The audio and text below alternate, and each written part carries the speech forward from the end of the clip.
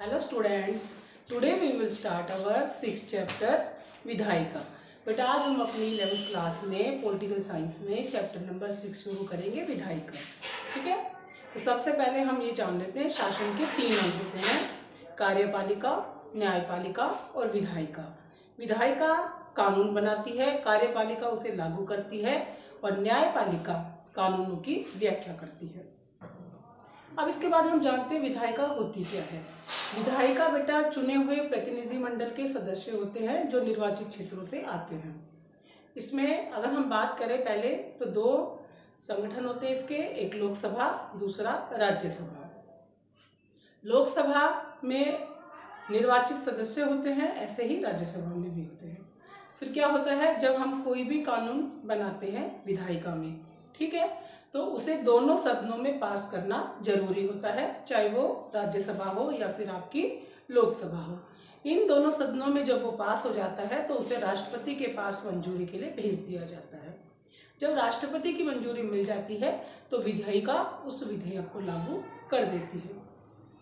ठीक है, ऐसे ही हमारे राज्यों में होता है।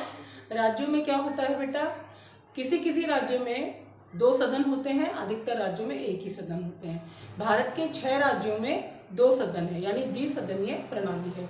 वहाँ पर क्या होता है बेटा, विधानसभा और विधान परिषद दोनों होती हैं।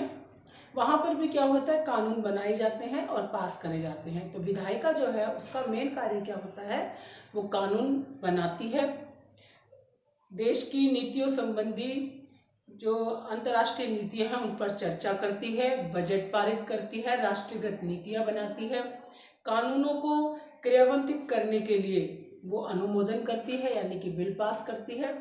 इस तरह से हमारी जो कार्यपालिका है और विधायिका है ये मिलकर के कार्य करती है।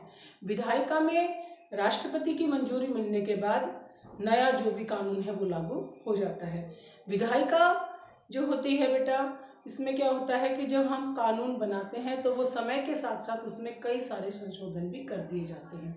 दोनों सदनों में जब वो पास किया जाता है तो अगर किसी को कोई आपत्ति होती है तो उसे फिर पुनः भेज दिया जाता है, ताकि जो भी आम सहमति नहीं बन रही है उसे दूर किया जा सके। ठीक है, विधायिका में क्या होता है, जब प्रतिनिधिमंडल के सदस्य कोई भी कानून बनाते हैं तो सबसे पहले वो उस राज्य या देश में उस कानून का क्या महत्व है इसके बारे में चर्चा करते हैं। जब भी कोई बजट बनाया जाता है वो देश के अनुसार बनाया जाता है, अंतर्राष्ट्रीय संबंध हो या राष्ट्रीयगत नीतियां हो, इन सब को जब विधायिका बनाती है तो इस बात का ध्यान रखती है कि इन कानूनों के द्वारा देश के आम आदमी का भी फायदा हो। ठीक है, इसके बाद जब द्विसदनीय प्रणाली जब राज्यों में होती है बेटा, तो राज्यों में क्या होता है कि कोई भी एक पक्ष अपनी मनमानी नहीं कर पाता है। दोनों पक्ष मिलकर जब उसे पास कर देते हैं, अनुमोदन कर देते हैं, तब उसे आगे मंजूरी के लिए भेज दिया जाता है।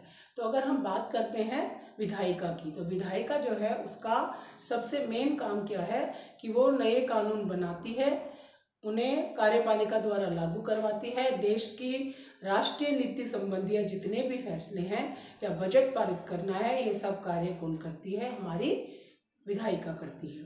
ठीक है, तो मेन क्या है कि कानून संबंधी जितने भी कार्य हैं वो कौन करेगी, हमारी विधायिका करेगी, चाहे फिर वो हमारी राज्य सरकार के स्तर पर हो या फिर भारत की संसद में लोकसभा या राज्यसभा हो।